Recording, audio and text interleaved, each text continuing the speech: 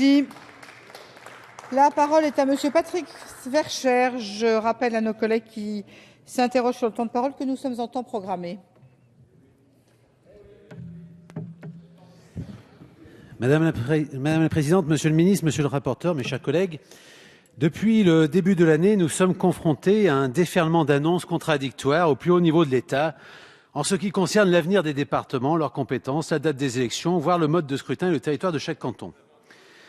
Je ne pense pas que la République ait connu une telle cacophonie et un tel flou.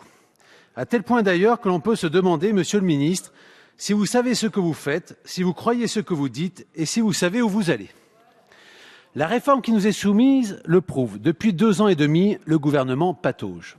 Nous pourrions nous en satisfaire, au contraire, nous en sommes attristés, car notre pays a besoin d'une réforme territoriale ambitieuse.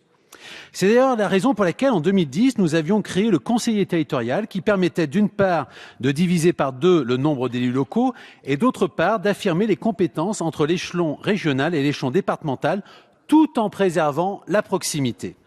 Cette même loi, ne l'oublions pas, créait également les métropoles. Monsieur le ministre, nous savons que votre réforme est tout d'abord née dans la panique après les dernières élections municipales et c'est pourquoi elle est marquée par l'improvisation, l'amateurisme et les reniements, voire les mensonges.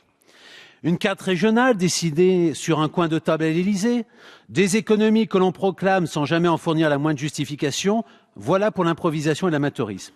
S'y ajoutent les reniements ou les mensonges.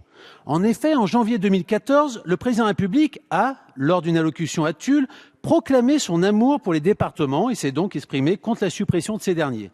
D'ailleurs, en cohérence avec le discours de François Hollande en Corrèze, la loi du 27 janvier 2014 rétablissait, à leur bénéfice, la clause de compétence générale. Mais là s'arrête la cohérence. En effet, après votre déculotté au municipal de mars dernier, qui a amené le président de la République à changer de Premier ministre, ce dernier annonce, lors de son discours de politique générale, la suppression à court terme des départements. Puis, après les vacances, après le renvoi de 3 ministres et une majorité qui s'effrite, pour ne pas dire qui se décompose, vous arrivez aujourd'hui avec la feuille de route du Premier ministre qui vise à créer 3 types de départements.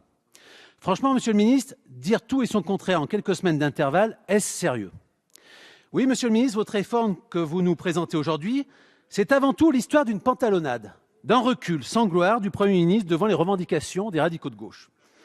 Pourtant, le 8 avril, le chef du gouvernement avait annoncé à la tribune de l'Assemblée nationale, avec son habituel ton martial, que tous les conseils départementaux seraient supprimés à l'horizon 2021. Mes chers collègues, de nombreuses questions restent encore en suspens. Quelles économies seront effectuées? Quelles villes seront les chefs-lieux des nouvelles régions? Quels seront les pouvoirs de ces régions par rapport aux autres échelons? Qui fera quoi et avec quels moyens dans un contexte de baisse des recettes? Quel est l'avenir des territoires ruraux? Nous trouverons, semble-t-il, une partie des réponses dans le projet de loi NOTRe portant nouvelle organisation territoriale de la République.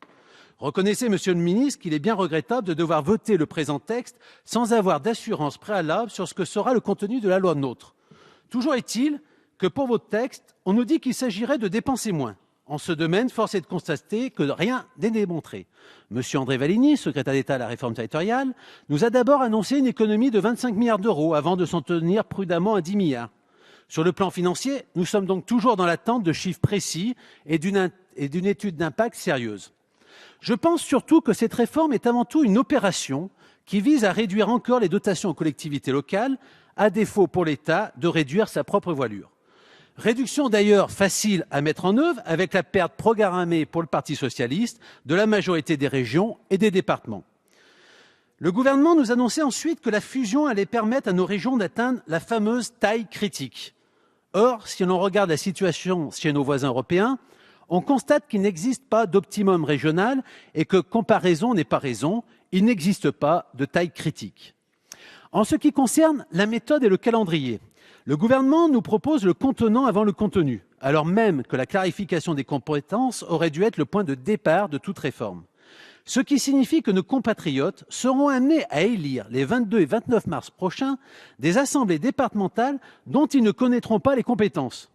Un comble et surtout un risque d'abstention encore plus important, avec en plus une élection qui aura lieu sur de nouveaux territoires et avec un mode de scrutin baroque, je n'y reviens pas.